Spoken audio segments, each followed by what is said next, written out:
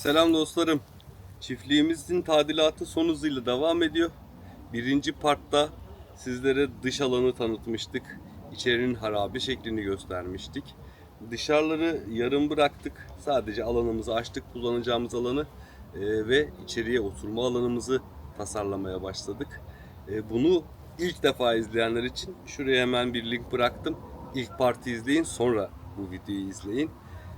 Neler yaptık, neler yapıyoruz? Şimdi yoğun bir tadilat bizi bekliyor içeride. Elektrik tesisatı, oda bölme, parkeler, duvar kağıtları, çatılar, bunların hepsini beraber sizle yapacağız. Hadi şimdi hızlıca çalışmalara başlayalım. Buyurun.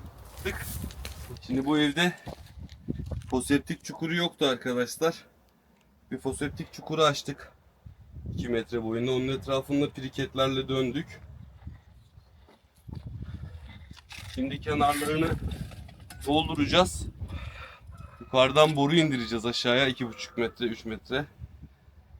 Ondan sonra da üstünü komple betonla kapatacağız. Sonra da evin içindeki tadilata gireceğiz.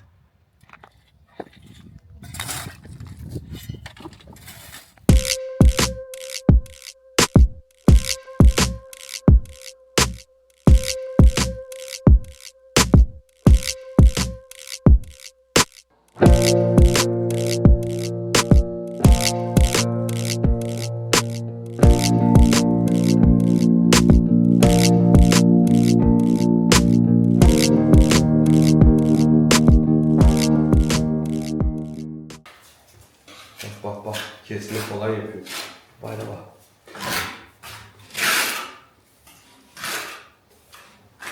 Bravo.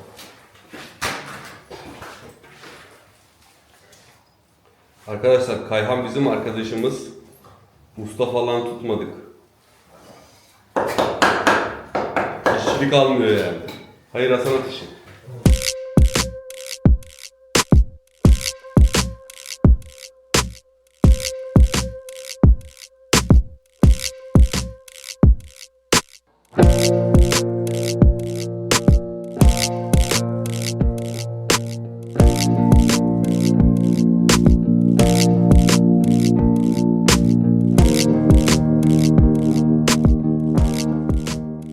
Evet dostlar, şimdi evin içine girmeye başladık yavaş yavaş. Burada tuvaleti bölüyoruz. Piriketlerle kapımızı yerleştirdik. Kapının orantısınca piriketleri dizeceğiz. Klozetimizi koyacağız. Sonra fanyans yapacağız burayı. Islak zemin için. Sonra da giderimizi bağlayıp içeriye geçeceğiz. Hadi hızlı bir şekilde bunları bitirelim.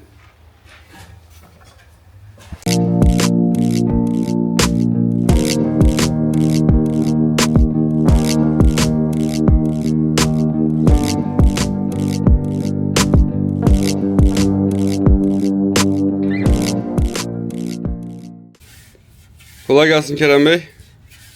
Ne yapıyorsunuz? Bir evin temel yapı taşı kapıdır. Kapı güzel olması lazımdır. Eve ilk girerken gördüğün şey. Ne bileyim, kapıyı boyuyorum işte ya, Allah Allah. Tamam, uygulamayı anlatır mısın? Kendime kadar yapıyorum. Arkadaşlar şu anda kapıya antipas uyguluyor. Bu cahil ne yaptığını bilmediği için ben açıklayayım. Antipasın üstüne de siyah boya yapacağız buna. Boyayı kusmasın diye demir kapılara önce antipas uygulamanız gerekiyor. Size de bir genel kültür olsun. Boya konuşmasın.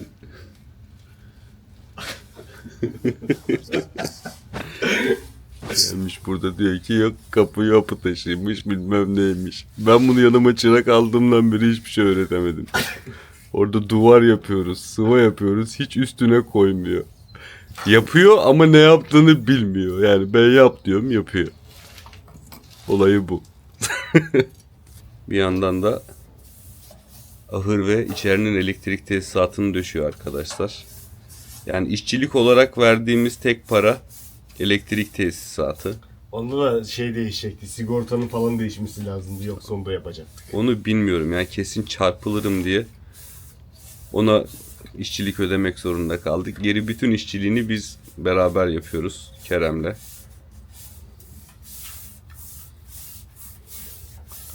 Bu yüzden biraz uzun sürüyor. Söyle içinde kalmasın hadi. Söylemeyeceğim. Söyle lütfen. Hayır. Pencere binanın neyi, yapı taşı mı? Kapıdan sonra en önemli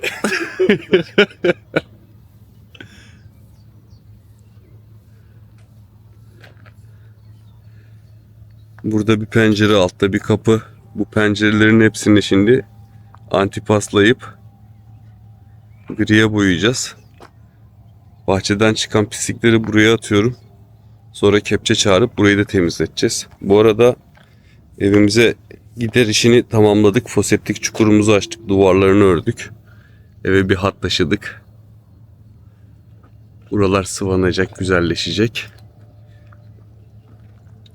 Şu anda elektrik tesisatı yapılıyor. Baştan sona. Evin içini de göstereyim size. Biraz geri alalım.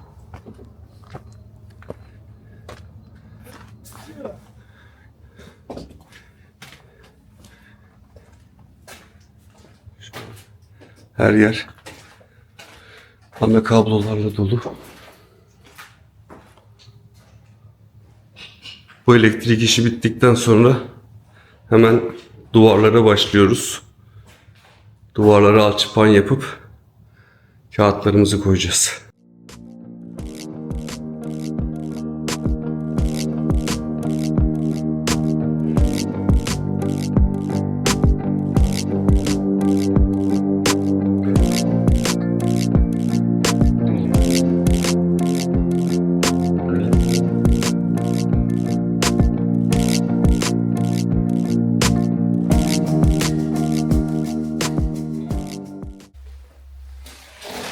Yorulduk be. mahvolduk lan.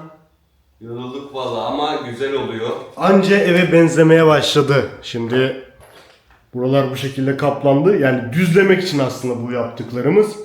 Bunun arkasından taş desenli duvar kağıtlarıyla kaplayacağız burayı. O zaman çok güzel olacak. Çatı malzememiz de var. Zeminler de hazır. Yapılacak tabii ki. Aşağıda bizi bekliyor. İşler çok ama bitince Durmak yok, yola devam. bitince siz bile şaşıracaksınız. Çok güzel olacak arkadaşlar. İzlemeye devam edin.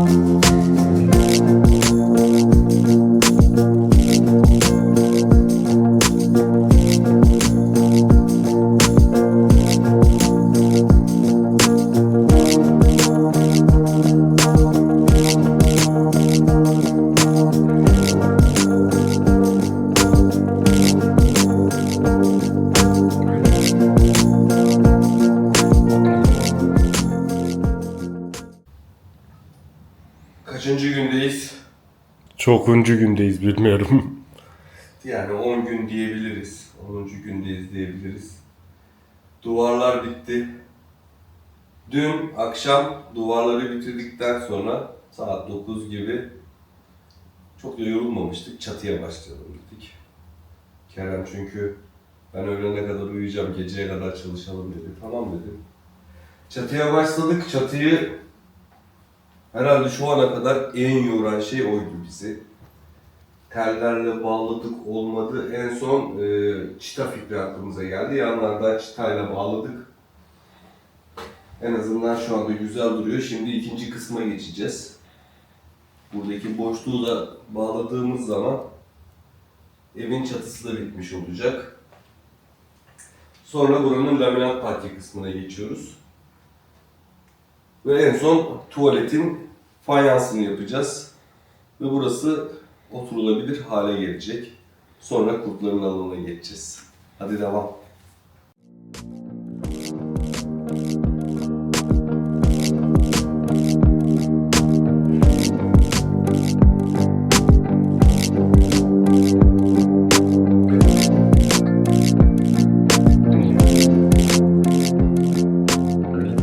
Aşağı inelim artık, sıkıldı. Ne yapacaksın aşağıda?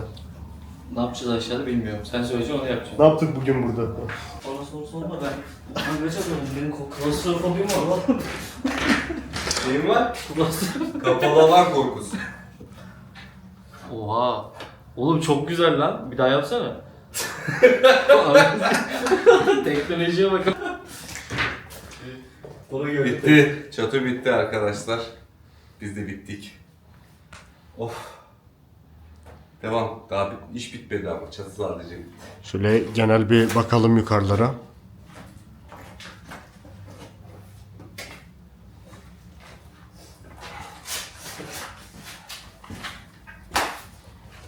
İyi oldu, iyi. Şimdi yavaştan yan odaya başlayabiliriz. Haydi. Tamam. Yan oda mı, ahır mı? Karar vereceğiz şimdi. Taş kağıt makas, gel. Hadi. Kanka bu ağırlıktan mı vurdu böyle? Kameradan oynuyordum. Yan oda. Çalış. Yukarısının işlerine ara vermek zorunda kaldık. Arkadaşlar şimdi buraya tavuklar alacağız. O yüzden burayı hızlıca tadilatına geçeceğiz. Bugün biter. Tadilat değil aslında. Elektriğini yaptık. Pisliklerini çıkartacağız. Sonra tavuklar için hazır hale getireceğiz. Kireçle boyayacağız buraları. Bir mikroplarından arındıracağız. Yeni yemlikler, suluklar geldi. Onların montajını yaparız. İşte son haliyle yarın tavuklar gelecek. Biraz erkene çekildi. Hazır şekilde bırakacağız. Yarın tavukları koyarız. O yüzden yukarısının tadilatına birazcık alıverelli buraya odaklanıyoruz. Hadi devam.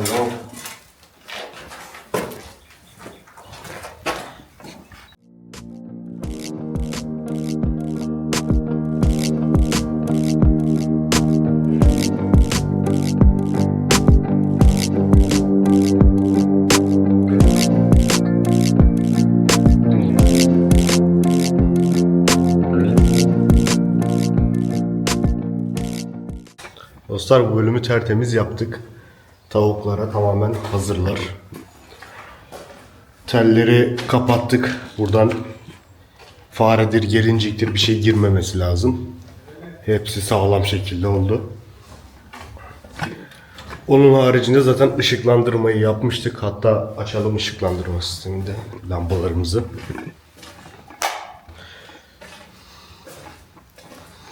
Tavukların günün çok saatinde ışıkla kalması gerekiyor. Burada folluklar, bir tane tüneğimiz var. Aslında yumurtalar için şuradaki kısımlara saman doldurup oraları kullanmayı düşünüyoruz. Çünkü çok var. Buradan baştan sona kadar gidiyor. Merhaba. Saçımız başımız dağıldı ya. Bu arada bilmediğim bir şey vardı burada. Bu kısımda bir pencere vardı ve açılıyormuş. Bu kısımdan tavukları direkt dışarı çıkartabiliriz. Çok daha kolay olur. Derdim vardı, sadece ön tarafa çıkabilecekler falan filan diye. Ama arsanın içinde de, bahçemizde de çıkıp gezdirebileceğiz onları. Böcek falan yerler. Hem de arsanın temizliğini sağlarlar, işimize gelir. Son olarak birkaç tane delik vardı. Sıvalarla kapattık oraları. Şunun gibi. Neyimiz kaldı burada yapacağımız şimdi? Kireçliyoruz burayı. Bakterilerden tamamen arınıyor. Sonra da yemlikleri, sulukları takarız. Hazır şekilde yarın gideriz, tavuklarımızı alırız, getiririz. Buranın işini kapatırız.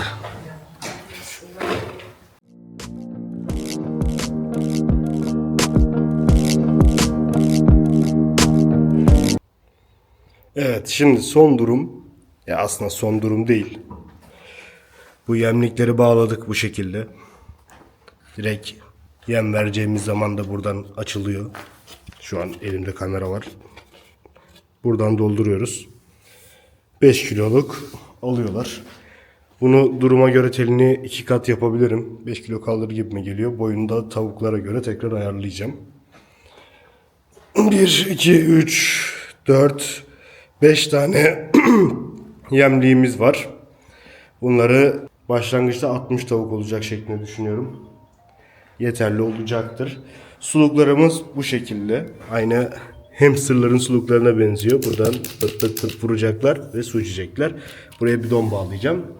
Aynı şu ilerideki gibi. Onu da daha bağlamadım gerçi ama takviyeyi sürekli bu bidonlardan yapacağız. Artem Wolf'un çiftliğinin ilk hayvanları düşündüğümüz aksine kurtlar değil tavuklar oldu. İngiliz tavukları birazcık lohmanlık var kanlarında. Kırma köy tavukları. Kendileri için yemliklerimizi hazırlamıştık zaten. Doldurduk. Suların kurulumunu yapmamıştık. Bidonla birlikte çekiyoruz. Artık suyumuz da akıyor.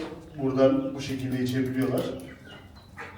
Onun haricinde son olarak yapmam gereken şey bu aralara oturup yumurtlayacakları, henüz yumurtlamaya hazır değiller ama yine de samanlarla doldurup rahat edecekleri bir yer yapacağız. Hemen o kısmı da halledelim. Sonra hayvanları alışma sürecinde yalnız bırakalım. Bu arada dostlar, alışma süreci için buradaki ışıkları 3 gün boyunca açık bırakmamız gerekiyor. Şu anda bambaşka bir yerdeler. O yüzden 3 günden sonra yine normal düzene geçeceğiz ama bu 3 gün ışıkları hiç kapatmayacağız.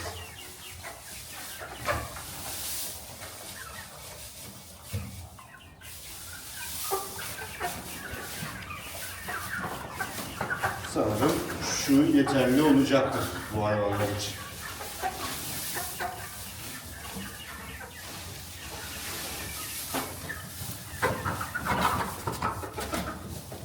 Şu anda bayağı stresliler. Hepsi bir yere toplanmış durumdalar. Uzun da yol geldiler aslında. Sakarya tarafından buraya kadar ve aşırı sıcak bir gündü. Kendileri yorgun. Şu arkadaş bayağı aktif. Tek başına keşfe çıktı.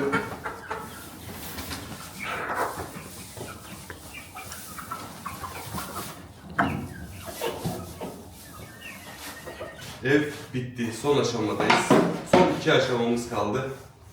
Duvar kağıdını anketlerde çıkan sonuçla şöyle yapalım. Bunu seçtik. Şimdi hemen duvar kağıtlarını yapıyoruz. Yarın sabah size göre bir dakika sonra falan parkeler yapılacak. Artık eve yerleşme zamanımız geldi. Hadi bunu da hızlıca bitirelim. Sonra parkeleri hızlıca bitirelim. Ve evimiz bitiyor.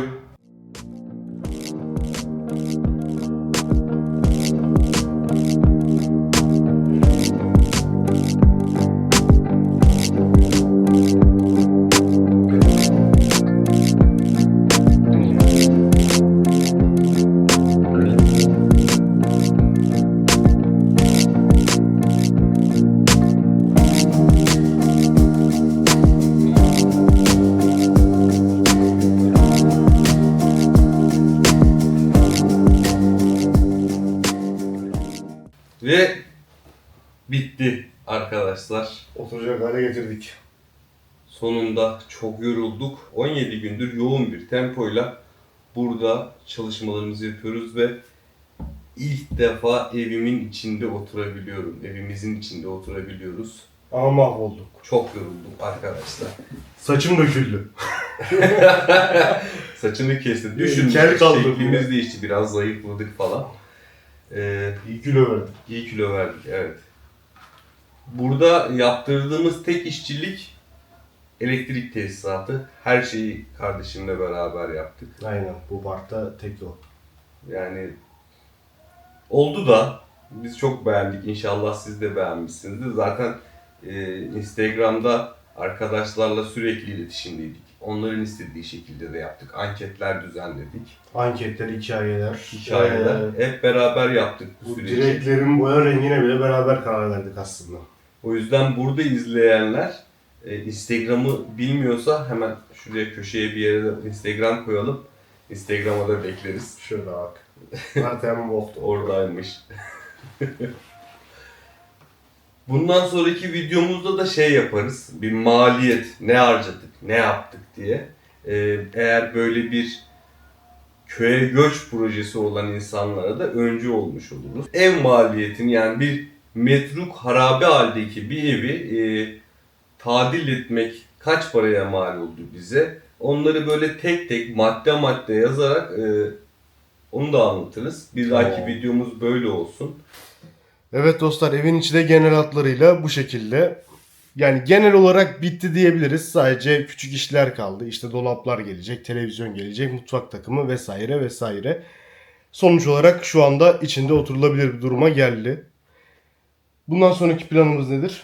Bundan sonraki planımız kurtların yaşam alanı arkadaşlar.